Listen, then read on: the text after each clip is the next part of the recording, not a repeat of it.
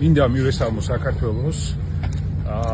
დარწმუნებული ვარ და მჯერა რომ აუცილებლად გავიმარჯვებთ, იმიტომ რომ ჩვენ გვინდა ვიცხოვროთ სამართლიან ქვეყანაში, რომელიც წინ მიდის, არის განვითარებულ ქვეყნებს შორის, არის ევროკავშირის ღირსეული წევრი, წარმოდგენილია საერთაშორისო ასპარეზზე, ბედნიერად ცხოვრობთ ამ ქვეყანაში, ხო?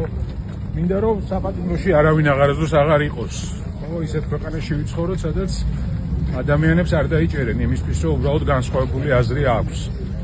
და სიმართლე გითხრათ, 7 თვე რთული იყო, მაგრამ განსაკუთრებით ხა ოჯახს როცა შორდები, შვილებს, მეუღლეს, თქვენ ყველას, მაგრამ წმენა იმის, რომ გავიმარჯვებთ, იმდენად ძლიერია, იმდენად დიდია, რომ არც ერთი დღე ნამდვილად არ გამჭირვებია. მინდა მაინც მადლობით დავიწყო, დიდი მადლობა ყველას, ვისგანაც ძალიან ბევრ წერილებს ვიღებდი. მადლობა ყველას, რომ გახსოვდით, მადლობა განსაკუთრებით ემიგრანტებს, უცხოეთიდანაც ბევრ წერილს ვიღებდი. იმედი მაქვს, რომ ყველას გიპასუხეთ. მინდა მართლაც საოცარი პატივისცემა გამოვხატო სინდისის პატიმრების, რეჟიმის ყველა პატიმრის მიმართ. ის საოცარი სივრცე, რაღაცა თავისუფლება, რომელსაც ციხიდან ასხივებენ, გვაძლიერებს აბსოლუტურად ყველას. დიდი მადლობა მათ მშობლებს, დედებს, აი რაღაც საოცარი ბრძოლის ჟინი მოდის და ყოველდღე რო ჩართავ ტელევიზორს, ციხეში ესე ყარად ხარ და ძლიერად ხარ. რუსთაველის პროტესტის ყველა მონაწილეს, ყველა აქტიურ ადამიანს, ყველა მებრძოლ პატრიოტს, ხო? მე საერთოდ მინდა რომ ყველა პატიმარს მინდა თავისუფლება უსურვო, კიდევ ერთხელ უდიდესი პატივისცემა სინდისის პატიმრებს, რეჟიმის ყველა პატიმარს, რაღაცა საოცარი თავისუფლების მუხტი, ჟინი, ეს შემართება.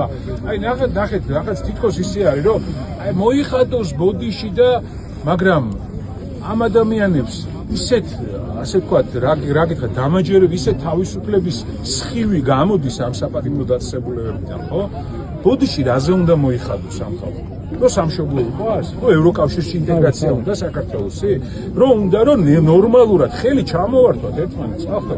რაღაცა აი დავძაფრეს, გადავკიდეს, წავკიდე, არ მინდა ეს რა, მინდა რომ ერთად ნორმალურად ვიცხოვროთ. განსხვავებული აზრი, კი ბატონო, ვიკამათოთ, მაგრამ იმაზე ვიკამათოთ, ვინ მეტ ინვესტიციას შემოიტანს და ვინ უკეთეს დემოკრატიას ააშენებს და ვინ უფრო თავისუფალ სასამართლოს გააკეთებს და არა იმაზე, რომ რაღაცა შენ სუდი ხარ, მე კარგია, ყველა კარგები ვართ.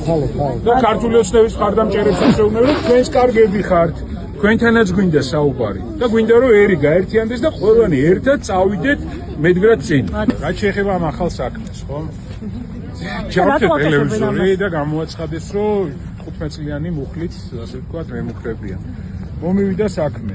საქმეში რა არის? ცარიელი ფურცელი, სახელი, გვარი და 15 წელი. მეტი არაფერი არ წერია. აი საერთოდ არაფერი არ არის საქმეში. მე აი უბრალოდ ვეუბნები საზოგადოებას, რომ აი ეს არის რეალობაში ცხოვრობ, ხო? მე არ მინდა რომ მარტო მე კი არა, არავინ არ იცხოვროს ამ რეალობაში.